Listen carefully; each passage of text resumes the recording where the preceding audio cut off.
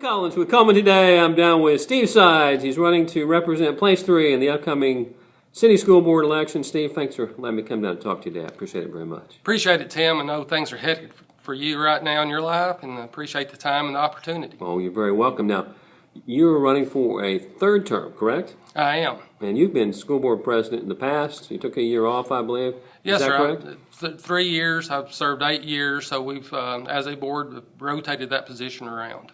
Now, I'm going to mention this funny story. You don't know I'm going to mention this, but I like to call you doctor when nobody's looking. And I realize you don't have a doctorate in any particular field, but I've sat in on a bunch of work sessions, most of the meetings you guys have on a monthly basis, and you come across as a doctor. You strike me extremely knowledgeable and well-versed, and you're always the center of the wheel. Am I overemphasizing that, or is that how your role goes? Probably a little bit, but I appreciate the promotion. I'm just looking for the pay now. So, but we work well as a school board. It is a unit that we work together as. There's no one person that dictates, and as you said, you've been at some work sessions and you see how we work together as a team, and it is truly a team effort. There's no one individual that can override anything the other four is not in agreement with. Well, if I can jump in there with a question, I think that's an important point you're making. You know, a school board member can only do so much. It's one vote out of 5, right? It is, and without a recommendation from the superintendent, it doesn't even get to the point of a vote. So it really is a concerted effort between the school board and the superintendent to get the business of the school done. That makes sense. Now, as you look back on the past, assuming you're reelected, the future, what are your thoughts on what the greatest strength is that you see in the Cullman City School system? Oh, I think our greatest strength are the students. We have some outstanding students here academically and athletically. The parents can't be left out of that because they make sure that the students come to school ready and prepared, and that's a vital part of education now, more so than in the years when you and I were going to school. Another asset that we have is our teachers. They're amazing in their dedication to not only the school system but to the students, that they want every student to learn and grow.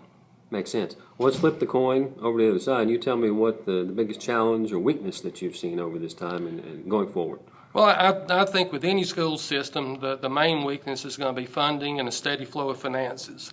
When your 50% of your funding is coming from sales tax, is very volatile, and you are at the whim of the economic conditions as we were 6 years ago or so. So that's a main hurdle to be able to operate when the school system is in proration from the State Department. So that's one of the biggest things that I think we have to overcome. And now as the city of Cullman grows, we have a spacing issue. I don't think we are at the point of being overcrowded at this point, but we are absolutely full. So looking forward, as we go forward, we've got to make those plans and decisions on how we're going to grow. That makes sense. Now I'm going to ask you a question about finances. I've looked at the recent budgets, and you guys have a reserve fund. That's what I call it. You have been good stewards, right, in attempting to make sure you manage the volatility you were talking about. We do. We are one of approximately 10 to 14 schools that have over a 2-month surplus, and actually right now our reserve balance is about 2.5 months. So that's being very prudent with our money, the wise use of our money, and that goes back to all the staff, coordinators, teachers, principals. They're aware of that and being money conscious as well. I follow you. Now, when you look at your role as a school board member and you have to come to meetings and do the research and place votes, how do you see your role among the 5 school board members? Do you feel like you're the overseer or just one of the team, or how do you interact with the one of the team, definitely. It is a group effort. The current board we have is a good group, a good mix of individuals and different backgrounds and different expertise that they bring to the table. So we typically are able to find a common ground on any discussion or topic that we are having. I follow you. Well, we're getting short on time here. I want to keep this not too lengthy, but I'm going to ask you a political question. After all, you're running opposed. You got an election coming up on Tuesday. What are you doing to get out the vote? Or you, Well, I'm not to get your secrets, but what do you do? Well, some is the old-fashioned way, going door to door, leaving flyers indoors, seeing some of the citizens of Cullman, and nowadays with campaigns and politics, you got to take advantage of social media. So I've been trying to do some on Twitter and Facebook as well. Now, I know you can't mention names, but you told me a funny story before we got started, and I think this would be an example that all candidates are facing who are out trying to get votes this cycle. Tell us about the little lady you visited who was a little disturbed by having a politician come visit her. My thoughts are there's only two people that come to your front door, and that's salesmen and politicians. And you're not always received graciously when you ring a doorbell and there's cobwebs on the front door and you hear furniture being moved to get the door open.